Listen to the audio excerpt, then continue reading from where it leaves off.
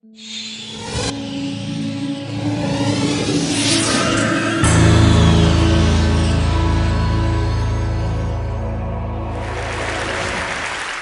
I was 7 years old and my sister was just 5 years old, we were playing on top of a bunk bed. I was 2 years older than my sister at the time. I mean, I'm 2 years older than her now, but at the time that meant she had to do everything that I wanted to do, and I wanted to play war. So we were up on top of our bunk beds, and on one side of the bunk bed I had put out all my G.I. Joe soldiers and weaponry, and on the other side were all my sister's Milos and ponies and ready for a cavalry charge. There are differing accounts of what actually happened that afternoon, but since my sister is not here with us today, let me tell you the true story, which is my sister is a little bit on the clumsy side, and somehow, without any help or push from her older brother at all, suddenly Amy disappeared off of the top of the bunk bed and landed with this crash on the floor. And I nervously peered over the side of the bed to see what had befallen my fallen sister, and saw that she had landed painfully on her hands and knees on all fours on the ground. I was nervous because my parents had charged me with making sure that my sister and I played as safely and as quietly as possible. And seeing as how I had accidentally broken Amy's arm just 1 week before,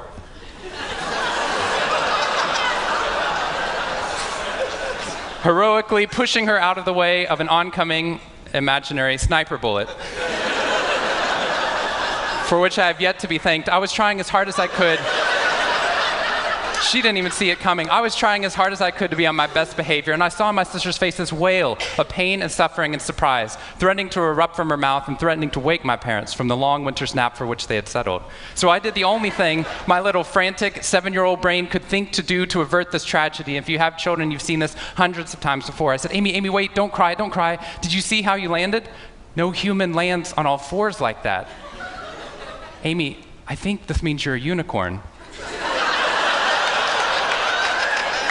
Now that was cheating, because there's nothing in the world my sister would want more than not to be Amy the hurt 5-year-old little sister, but Amy the special unicorn. Of course, this was an option that was open to her brain at no point in the past, and you could see on my poor, manipulated sister's face conflict, as her little brain attempted to devote resources to feeling the pain and suffering surprise she just experienced, or contemplating her newfound identity as a unicorn.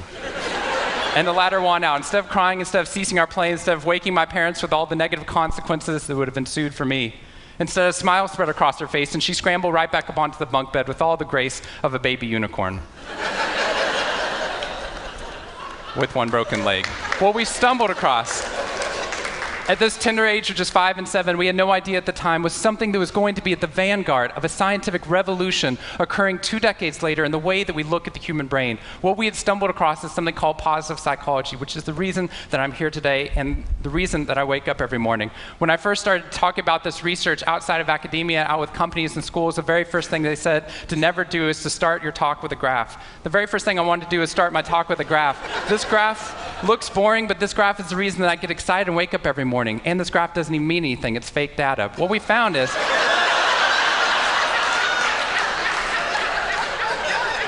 if I got this data back studying you here in the room, I would be thrilled, because there's very clearly a trend that's going on there, and that means that I can get published, which is all that really matters. The fact that there's one weird red dot that's up above the curve, there's one weird in the room, you know who you are, I saw you earlier. That's no problem. That's no problem, as most of you know, because I can just delete that dot. I can delete that dot because that's clearly a measurement error, and we know that's a measurement error because it's messing up my data. So one of the very first things that we teach people in economics and statistics and business and psychology courses is how, in a statistically valid way, do we eliminate the weirdos? How do we eliminate the outliers?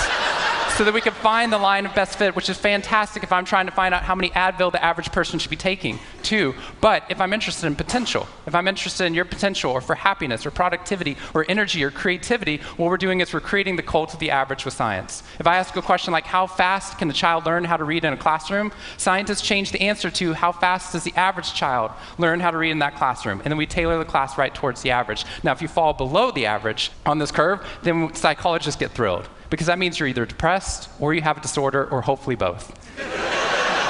We're hoping for both, because our business model is if you come into a therapy session with one problem, we want to make sure you leave knowing you have 10. So you'll keep coming back over and over again. We'll go back into your childhood if necessary, but eventually what we want to do is to make you normal again. But normal is merely average. And what I posit, and what positive psychology posits, is that if we study what is merely average, we will remain merely average. That instead of deleting those positive outliers, what I intentionally do is come into a population like this one and says, why? Why is it that some of you are so high above the curve in terms of your intellectual ability, athletic ability, musical ability, creativity, energy levels, your resiliency in the face of challenge, your sense of humor? Whatever it is, instead of deleting you, what I want to do is study you. Because maybe we can glean information, not just how to move people up to the average, but how we can move the entire average up at our companies and schools worldwide. The reason this graph is important to me is when I turn on the news, it seems like the majority of the information is not positive. In fact, it's negative. Most of it's about murder, corruption, diseases, natural disasters, and very quickly, my brain starts to think that's the accurate ratio of negative to positive in the world. What that's doing is creating something called the medical school syndrome, which if you know people who have been to medical school during the first year of medical training, as you read through a list of all the symptoms and diseases that could happen, suddenly you realize you have all of them. I have a brother-in-law named Bobo, which is a whole other story. Bobo married Amy the unicorn. Bobo called me on the phone from Yale Medical School. And Bobo said, Shawn, I have leprosy. Which even at Yale is extraordinarily rare. But I had no idea how to console poor Bobo because he had just gotten over an entire week of menopause. See, what we're finding is not necessarily the reality that shapes us, but the lens through which your brain views the world that shapes your reality. And if we can change the lens, not only can we change your happiness, we can change every single educational and business outcome at the same time. When I applied to Harvard, I applied on a dare. I didn't expect to get in, and my family had no money for college. When I got a military scholarship 2 weeks later that allowed me to go, suddenly something that wasn't even a possibility became a reality. When I went there, I assumed everyone else would see it as a privilege as well, that they'd be excited to be there. Even if you're in a classroom full of people smarter than you, you'd be happy just to be in that classroom, which is what I felt. But what I found there is while some people experienced that, when I graduated after my 4 years and then spent the next 8 years living in the dorms with the students, Harvard asked me to. Wasn't that guy. But what happened, I was an officer of Harvard to counsel students through the difficult 4 years, and what I found in my research and my teaching is that these students, no matter how happy they were with their original success of getting into the school, 2 weeks later their brains were focused not on the privilege of being there, nor on their philosophy or their physics. Their brain was focused on the competition, the workload, the hassles, the stresses, the complaints. When I first went in there, I walked into the freshman dining hall, which is where my friends from Waco, Texas, which is where I grew up, I know some of you have heard of it. When they come to visit me, they look around, they say, this freshman dining hall looks like something out of Hogwarts from the movie Harry Potter, which it does. This is Hogwarts from the movie Harry Potter, and that's Harvard. And when they see this, they say, Shawn, why do you waste your time studying happiness at Harvard? Seriously, what does a Harvard student possibly have to be unhappy about? Embedded within that question is the key to understanding the science of happiness. Because what that question assumes is that our external world is predictive of our happiness levels. When in reality, if I know everything about your external world, I can only predict 10% of your long-term happiness. 90% of your long-term happiness is predicted not by the external world, but by the way your brain processes the world. And if we change it, if we change our formula for happiness and success, what we can do is change the way that we can then affect reality. What we found is that only 25% of job successes are predicted by IQ. 75% of job successes are predicted by your optimism levels, your social support, and your ability to see stress as a challenge instead of as a threat. I talked to a boarding school up in New England, probably the most prestigious boarding school, and they said, we already know that. So every year, instead of just teaching our students, we also have a wellness week, and we're so excited. Monday night, we have the world's leading expert coming in to speak about adolescent depression. Tuesday night is school violence and bullying.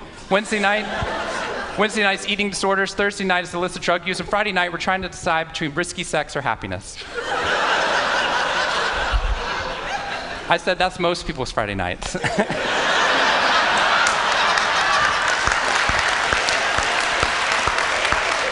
Which I'm glad you liked, but they did not like that at all. Silence on the phone. And into the silence, I said, I'd be happy to speak at your school, but just so you know, that's not a wellness week, that's a sickness week.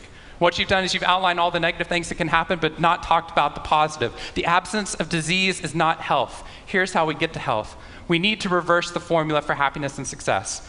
In the past 3 years, I've traveled to 45 different countries, working with schools and companies in the midst of an economic downturn. And what I found is that most companies and schools follow a formula for success, which is this: if I work harder, I'll be more successful.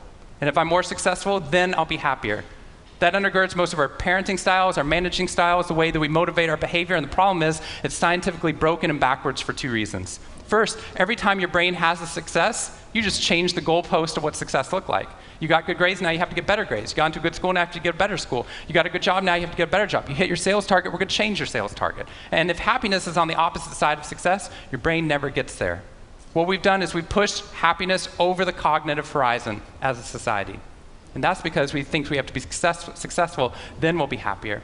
But the real problem is our brains work in the opposite order. If you can raise somebody's level of positivity in the present, then their brain experiences what we now call a happiness advantage, which is your brain at positive performs significantly better than it does at negative, neutral, or stressed. Your intelligence rises, your creativity rises, your energy levels rise. In fact, what we found is that every single business outcome improves. Your brain at positive is 31% more productive than your brain at negative, neutral, or stressed.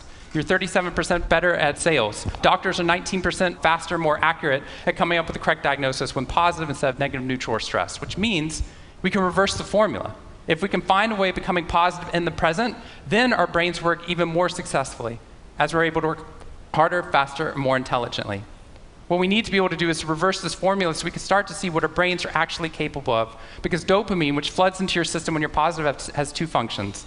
Not only does it make you happier, it turns on all the learning centers in your brain, allowing you to adapt to the world in a different way. We've found that there are ways that you can train your brain to be able to become more positive. In just a 2-minute span of time, done for 21 days in a row, we can actually rewire your brain, allowing your brain to actually work more optimistically and more successfully.